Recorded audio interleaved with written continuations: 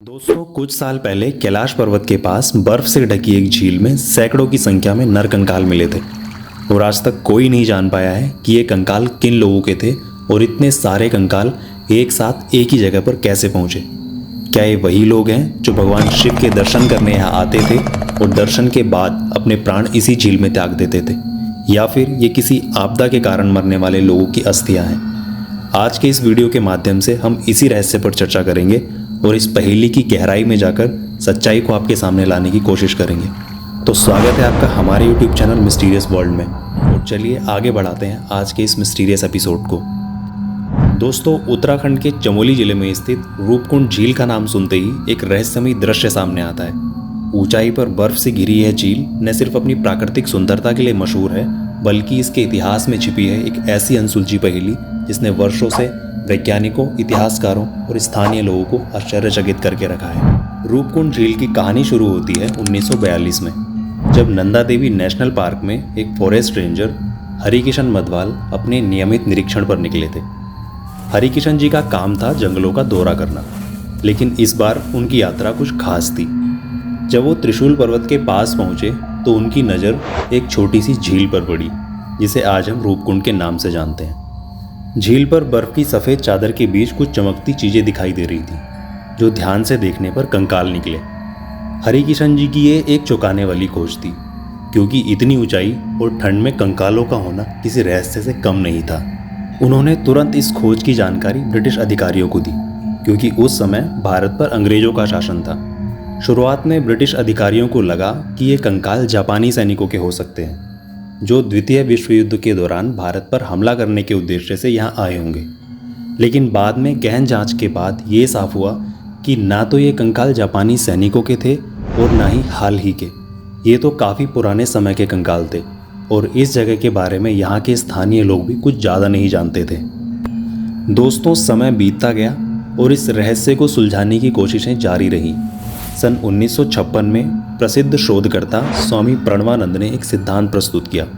स्वामी Pranavananda London की royal geographical society के member थे, और वो इस रहस्य की गुत्थी को सुलझाने के लिए यहाँ आए थे। उनकी दी गई थ्योरी से ये सामने आया कि ये कंकाल कन्नौज के राजा जस धावल और उनके सैनिकों के थे, जो नंदा देवी की तीर्थ यात्रा पर निकले थे। लोक कथाओं के अनुसार राजा जस धावल अपनी पत्नी और कई नौकरों और सैनिकों के साथ नंदा देवी की पूजा के लिए जा रहे थे। जब वो रूपकुंड पहुंचे तो उनका व्यवहार देवी को नाराज कर गया। कहा जाता है कि उन्होंने पूजा के दौरान नियमों का पालन नहीं किया था, जिसके कारण नंदा देवी क्रोधित हो गई और वहां एक भयानक तूफान आया। उस तूफान में ओले और बड़े बड़े पत्थरों ने उनकी सेना को घेर लिया, जिससे सभी की मौके पर मौत हो गई। लेकिन स्वामी प्रणवानंद के इस सिद्धांत की कहानी ज़्यादा समय तक टिक नहीं पाई। सन 2019 में हार्वर्ड यूनिवर्सिटी की पीएचडी की छात्र हारनी इस विषय पर रिसर्च करने अपने कुछ दोस्तों के साथ भारत आई, और उन्होंने एक स्टडी पब्लिश की जिसमें कुछ शॉकिंग रिजल्ट निकले। इन जांचों से ये खुलासा हुआ कि ये कंकाल केवल एक ही समय के नहीं थे। कुछ कंकाल 9वीं सदी के थे, जबकि कुछ 19वीं सदी के।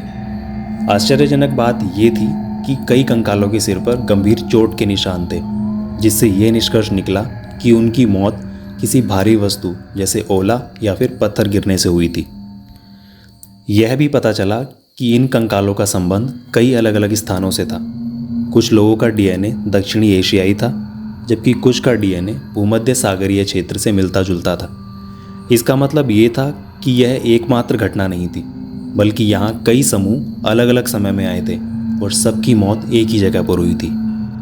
अब सवाल ये उठता है कि इतने सारे लोग यहाँ क्यों आए और सब के सब एक ही जगह इसी झील में कैसे मरे। दोस्तों यहाँ एक पौराणिक यात्रा आदिकाल से प्रचलित है, जिसका नाम है नंदा देवी राजजात यात्रा, जो उत्तराखंड के चमोली जिले के नोटी गांव से शुरू होकर रूपकुंड में ख़त्म होती है।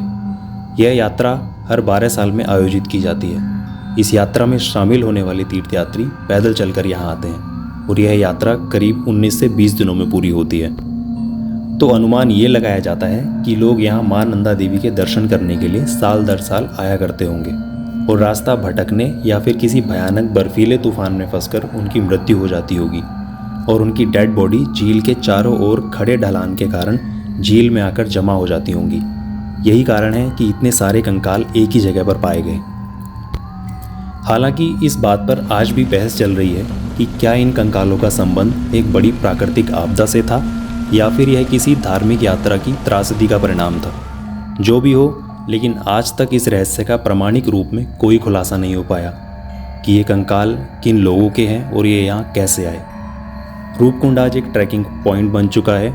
लोग दूर दूर से यहाँ इन कंकालों को देखने आते हैं। जहाँ लोग इस जगह पर आने से डरा करते थे, वहाँ आज लोग ट्रैकिंग गाइड के माध्यम से बड़े बड़े पैकेज बुक करके यहाँ मौसम का लुत्फ़ उठाने आते हैं। इस ट्रैक की कुल दूरी लगभग 15 किलोमीटर है और इसे पूरा करने में 8 से 10 घंटे लगते हैं।